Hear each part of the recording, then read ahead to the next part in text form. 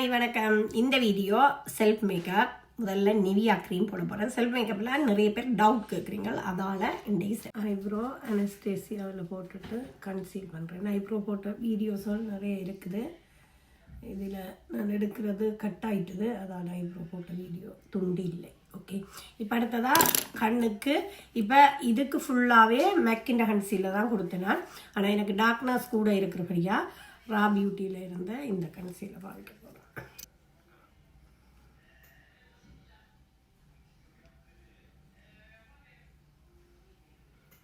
Full கவராக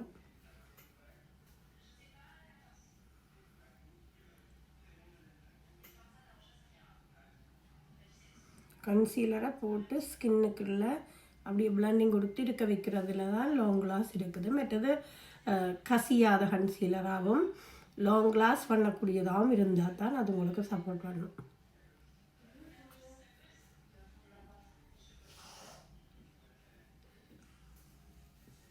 concealer நிக்ஸில் இருந்து இது serum சேர்ந்த கன்சீலர். ஆனால் சீரம் சேர்ந்ததை நான் முதலாவதாக போடையில் என்னென்னா எனக்கு டார்க்னஸ் கூட இருக்கிறபடியா ஒரு ஃபுல் கவர் கொடுக்குறத போட்டுட்டு அதுக்கு மேலே சீரம் சேர்ந்த ஃபவுண்டேஷன் கன்சீலர் போடுறேன்.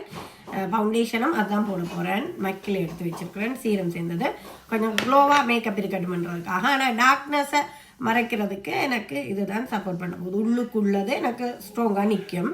அதால் அப்படியே நான் போட்டுட்டு இது பண்ண போகிறேன். இந்த மாதிரி போட்டுட்டு பிளண்ட் பண்ணவே உங்களுக்கு தெரியும் அந்த க்ளோனஸ் ஒன்று கொடுக்குற மாதிரி இருக்குது. ஆனால் மேக்கப் அழியாது. அப்போ மேக்கப்பை ஃபுல்லாகவே ஒரு ரைஸ் ஸ்கின்னுக்கு போய் மெட் ஃபினிஷாக கொடுத்தீங்களேண்டாவும் மேக்கப் அடிவு இல்லாமல் இருக்கும். அதனால் இந்த மெத்தடில் கொடுத்தீங்கன்னா இல்லை. ஆனால் உள்ளுக்கு போய் சீரம் சேர்ந்தது ரேடியன்ஸ் சேர்ந்ததை கொடுப்பீங்களா இருந்தால் சீரமையாக ஆகிடும். ஃபவுண்டேஷன் மெக்கிண்ட இந்த சீரம் சேர்ந்த ஃபவுண்டேஷன் நல்ல ஒரு ஃபினிஷிங் கொடுக்கும். 45 எடுத்துருக்கிறேன். மேக்கப் க்ளோ ஆகிட்டு இப்போ ப்ளஷ்ஷை நான் மேக்கிண்ட இந்த ப்ளஷ்ஷை க்ரீமியில் கொஞ்சம் எடுத்து க்ரீம் என்னபடியாக பவுடருக்கு முன்னம் கொந்தோரிங்கெல்லாம் பவுடர்லாம் போட போகிறோம். ப்ளஷ்ஷும் ஹைலைட்டும் மட்டும் பண்ணிவிட்டு லைட்டாக பிங்கிஸ் வந்துருக்குறாங்க. இது நிக்ஸில் இருந்து ஹைலைட் அதையும் கொஞ்சமாக தான். என்ன நான் ப்ரைடல் இல்லை தானே, அப்போ நேச்சுரலாக கொஞ்சமாக ரா பியூட்டியில் இருந்து கொஞ்சமாக தான். ஏன்னா நான் அந்த க்ளோ டேப் இருக்கணுன்றதால அந்த கசியாமல் மேக்கப்பில் நிற்கணுன்றதுக்காக நான் போடுறேன். மேக்கப்பை பிக்ஸாக வச்சுருக்கிறதுக்காக கம்பைன் போட தான் போடுறேன். நான் கொந்தோரிங் போட போகிறேன்னு பாருங்க. கொந்தோரிங் நான் க்ரீமியில் போடாமல் விட்டாலும் எனக்கு நல்லா அந்த பிடிச்ச மாதிரி நிற்கிது. என்னடா என்னை ஸ்கின் க்ளோவாக இருக்கிறபடியாக டக்குன்னு ஒட்டுற மாதிரி இருக்குது. அப்போ க்ரீமியில் தான் போடணும்னு இல்லை, அப்படியே லாங் கிளாஸ் பண்ணுற மாதிரி ஸ்கின் டைப் இருந்தால் சரி. அப்போ எனக்கு இப்போ தெரியுது. ஒரு சைட்டையே போட்டு காட்டுறேன். டக்குண்டு ஸ்கின்னில் ஒட்டுது பவுடர். அப்போ அதால் தான் நான் ஃபைனலில் போடுறேன். இப்போ செல்ஃப் மேக்கப் தானேன்ட்டு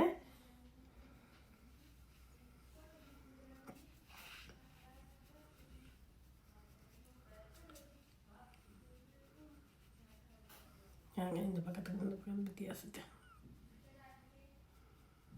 இன்னும் நான் கொஞ்சம் கூட போட்டால் இன்னும் நல்ல டார்க்னஸ் காட்டும். இதை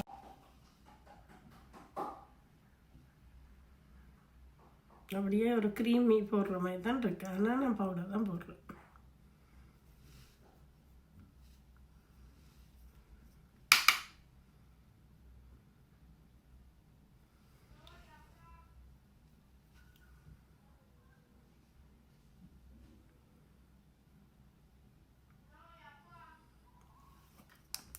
ஒரு பக்கத்தை போட்டு காட்டிட்டு நான் பிறகு ரெண்டு பக்கத்தை போடுறோம்.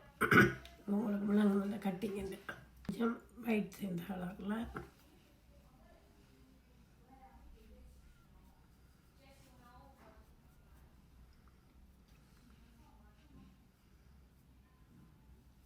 இதிலேருந்து ப்ளஷ் முதலும் போட்டபடியாக கொஞ்சம் லைட் கலர்ஸால்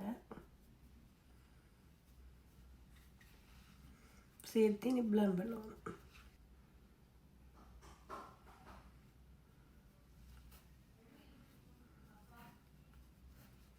ஐ லுக் செய்துட்டேன் சிம்பிளாக.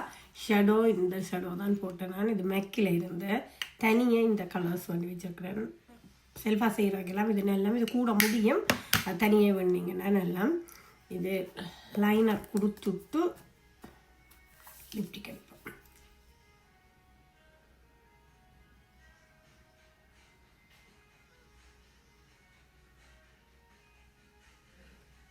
இது கிக்கோவில் இருந்து க்ளோவும் இருக்குது, இஞ்சால மேட் ஃபினிஷும் இருக்குது.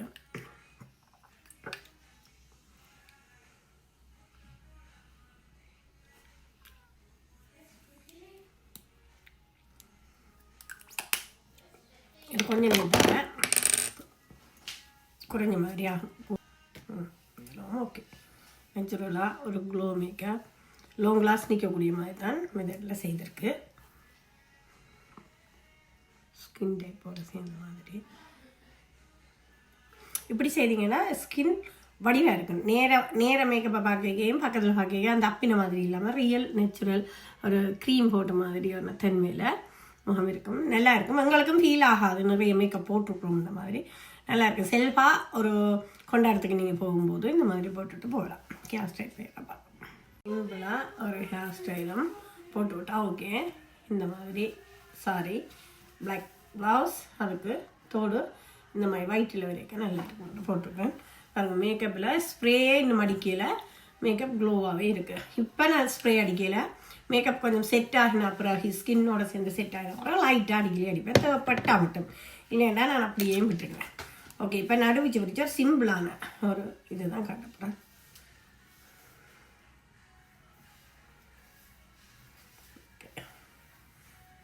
இது விரிச்சு விட்டுட்டு போகிறோம். இப்படி பர்த்டே பார்ட்டிகளும் கூட போடலாம். சிமிக்கி போடலாம் பின்னேரத்துக்கு பர்த்டே பார்ட்டிக்கு. இது மாடர்ன் உடுப்பாக இருக்கும், ஆனால் சிமிக்கி போட நல்லா இருக்கும். இதில்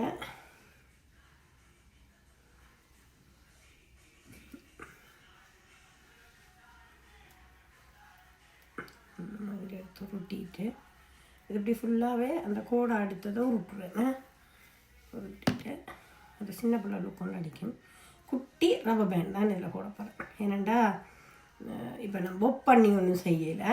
இந்த கெட்டப்புக்கு இந்த லுக்கும் ஒரு வடிவாக இருக்கும். அது அப்படியே 2